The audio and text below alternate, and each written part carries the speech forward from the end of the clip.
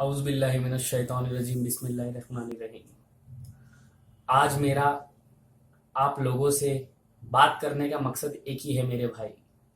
आज हिंदुस्तान में हम कहीं पे भी देखा जाए तो गाय के नाम पे मुसलमानों को या दलित को मारा जा रहा है या फिर शरीयत में मुदाखिलत हो रही है। मैं हमारे देशवासियों से, जो 125 करोड़ हमारे हिंदुस्तानी भाइयों हैं, उनसे मैं एक ही बात कहना चाहूंगा कि हमने इनको इक्तदार पे लाके बैठाया तो आज हमको क्या देखने मिल रहा मेरे भाई। आज हमको यही देखने मिल रहा है कि आज हमारी शरीयत में मुदाखिलत कर रहे ये लोग। कभी 3 तलाक के ऊपर बिल ला रहे पार्लियामेंट में, तो कभी बाबरी मस्जिद का मसला ला रहे। आज मेरा बोलने का मतलब यही है मेरे भाई कि हमको मुत्तहिद होना पड़ेगा। अगर हम अभी भी मुत्तहिद नहीं होंगे तो याद रखो, वो बाबरी मस्जिद की शहादत जिस तरीके से ढांचा गिरा दिया गया था, आज वही मंजर फिर हमारे सामने पेश होगा।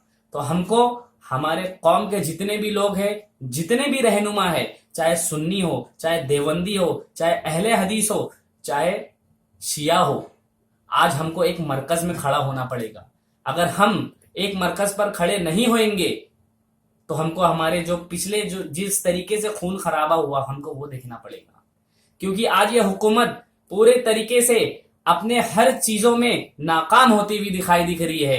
चाहे जीएसटी हो, चाहे नोटबंदी हो, चाहे जो भी हो, पूरी नाकाम साबित हो रही है। इस वजह से इन लोगों ने शरीयत में मुदाखिलत शुरू कर दी है। और मैं सलाम करूंगा उस सरजमीन को जो हैदराबाद में आज 3 दिन का इजलास था, 9, 10 और 11, जो मुस्लिम पर्सनल लॉ बोर्ड और हमारे भाई है, जो मेंबर ऑफ पार्लियामेंट है असदुद्दीन ओवैसी, मैं कोई पार्टी के तरफ से नहीं बोल रहा हूं मेरे भाई, लेकिन जो हक बोलेगा मैं उसकी तारीफ करूंगा, उसकी तायद भी करूंगा, उसके लिए दुआ भी करूंगा। जिस तरीके से विधानसभा में आज 3 तलाक के ऊपर हमारे ओवैसी भाई ने आवाज उठाई, कौन है मेरे भाई, 23 एमपी थे, लेकिन उसमें से एक शेर एमपी ने उठ के आवाज उठाई। तो आज हमको यही देखना है कि आज जिस तरीके से हम वोट देके हमारे भाई को जिताते हैं कि आप मेंबर ऑफ पार्लियामेंट में आवाज उठाए हमारे लिए, लेकिन नहीं उठाते। क्यों नहीं उठाते? इनके पीछे दबाव है बोलते।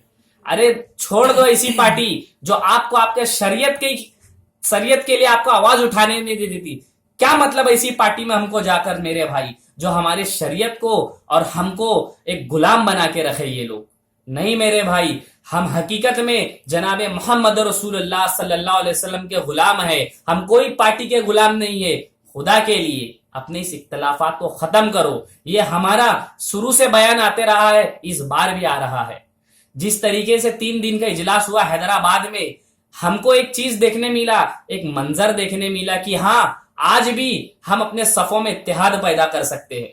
सारे मसलकी के लोग थे मेरे भाई, सारे मसलकी के लोग वहां पे जमा थे और अपने जो भी उनको इजहार करना था, अपनी बातें रखना थी, उन्होंने अपनी बातें को क्लियर कर दी कि बाबरी मस्जिद वहीं बनेगी, कोई कॉम्प्रोमाइज नहीं होगा। और तलाक का जो मसला है, उस तलाक के मसले को जो हमारा शरीयत कह रहा है, मिस्टर मोदी, हम उसी को मानेंगे।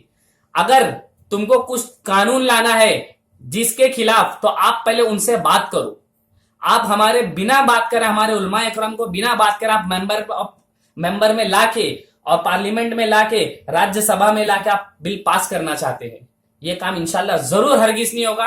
अगर हिंदुस्तान के चारों कोनों में, चाहे पाकिस्तान हो, चाहे चीन हो, अगर हिंदुस्तान के लिए उन लोग जबरदस्ती करेंगे घुसने के लिए, तो हम सारे मुसलमान खड़े हैं उसके लिए। हम सारे मुसलमान हिफाजत करेंगे हमारे हिंदुस्तान की। और एक बात मेरे भाई, खुदा के लिए हमको पाकिस्तानी बोलना छोड़ दो। ये हिंदुस्तान हमारे बाप का था, हमारे बाप का रहेगा। किसी के बाप के अंदर हिम्मत नहीं है जो हमको पाकिस्तान भेज दे, क्योंकि इस सरजमीन में हम पैदा हुए हैं, इसी सरजमीन में हम बड़े पले। ये हमारा सरजमीन है, किसी के बाप का सरजमीन नहीं है जो हमें इस मुल्क से निकाल के फेंक देंगे। जिसको जाना था और गए। एक बात और कही थी कि अगर आपको कानून लाना है तो आप ऐसा कानून लाए जो हम 70 साल से हिंदुस्तान में रह रहे हैं, जिना की नेशन थ्योरी को हमने ठुकराया है, फिर भी हमको पाकिस्तानी करके पुकारा जाता है। आप इसके खिलाफ बिल लाओ। आप उन लोगों को जेल में बंद करो जो हमको पाकिस्तानी करके पुकारते हैं। अरे एक एक उलमा ने इस हिंदुस्तान के लिए जान दी है। आप लोग भी जानते हैं कि जब फतवा आया कि हम हिंदुस्तान को अब बचाना है, जितने भी हमारे अकाबिर हो या जितने भी हमारे बड़े बड़े मदरसा हो, उन सब लोगों ने बयान दिया था उस वक्त गांधी जी, नेहरू के टाइम पे कि अब हमको हमारे देश के लिए खड़ा होना पड़ेगा।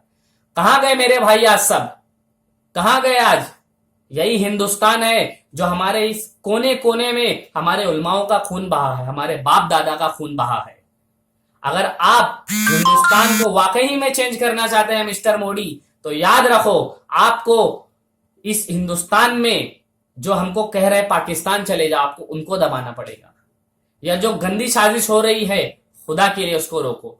और मैं सलाम करता हूं मेरे ओवैसी भाई को, और मैं दुआ करता हूं ए अल्लाह इसको इतनी हिम्मत देना कि हिंदुस्तान में हमको एक ऐसा रहबर मिले जो हमको हमारी कौम को सही रास्ते पे ले जाए, और वो हमको दिख रहे हैं। मैं कोई पार्टी के हिसाब से बात नहीं कर रहा हूं भाई, मैं ये हमारे मेरे दिल की बात कर रहा हूं मैं।